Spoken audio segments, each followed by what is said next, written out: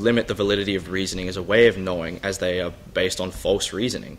However, when correct and valid, a reason can be a justified way to know something. So if we link this back to the societal norm, link back to societal norms in the form of the case of the tattooed individual, many would reason that a tattoo suggests links to illicit activities, rebellious natures, or unprofessional attitudes.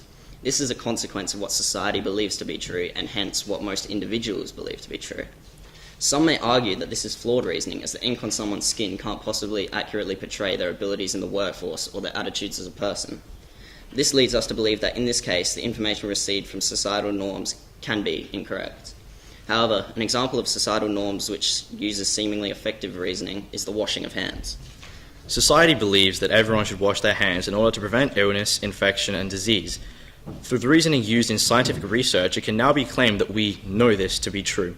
This is largely due to the logical justification of the reasoning process, setting it apart from the other ways of knowing.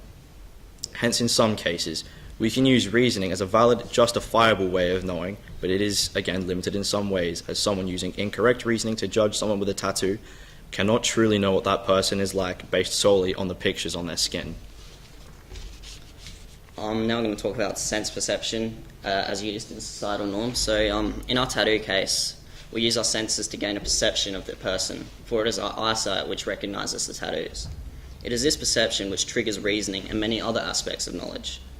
Another example of our senses in effect is the use of our eyesight and oral ability, which allows us to decipher language in both written and spoken form.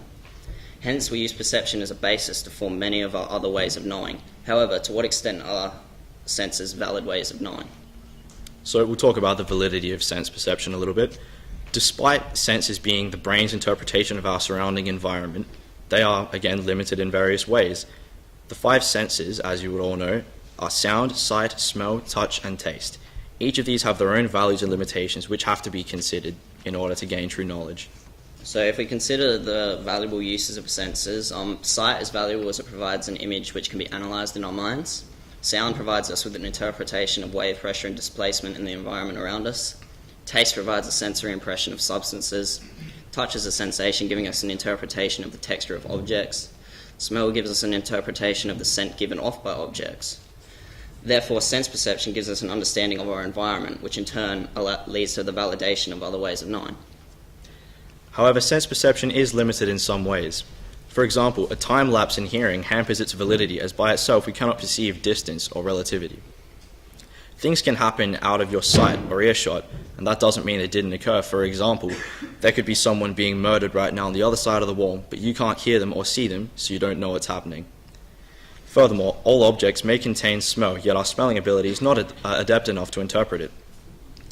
Also, all our senses are subjective to our own personal interpretation in the same way that emotion is a personal way of knowing. Another limit is an optical illusion. For example, you may see something and you may interpret it differently to someone else, how someone else interprets it, yet you would both say you know different things. Hence, it shows that sometimes our eyesight and in turn all our other perceptions can be limited.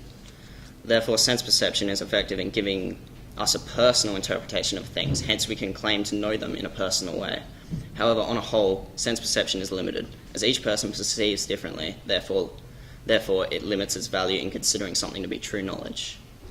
So can the information provided through societal norms be considered knowledge? We've now considered the ways of knowing used in receiving information from societal norms. In some ways, we can see that reasoning is a validated way of perceiving societal norms despite some of its limitations, and also we can see that sense perception is a vivid interpretation of the environment and hence allows us to gain a very personalized view which can be considered knowledge. In regards to sense perception though, however, this is limited as it is again a very individualized and it lacks a universal understanding amongst all human beings, as in, again, my sense perception knowledge is different to Eddie's.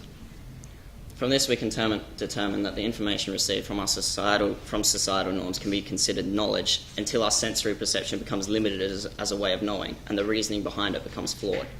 Considering societal norms to be knowledge becomes limited due to the underlying issues with reason and sense perception, which can lead to subjective or unjustified views.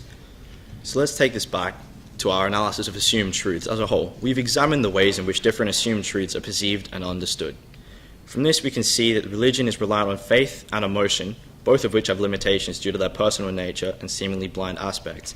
The other assumed truth, societal norms, relies on reason and perception. Reason is largely justifiable, yet it is limited to the sense that there are numerous fallacies involving flawed reasoning which can appear when making judgments. Furthermore, perception is individualized and is due to every individual having a different interpretation of that which occurs around us. So let's answer the question to conclude. So now, answering the original question, from previous analysis, we can come to the conclusion that although some assumed truths appear to be more valid and justifiable than others, it doesn't necessarily mean that one is essentially more truthful than another.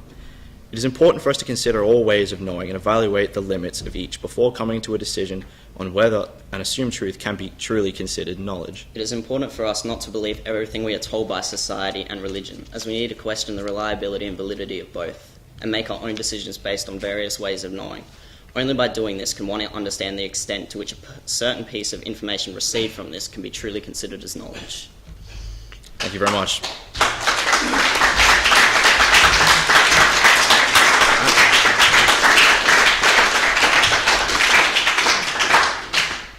Okay.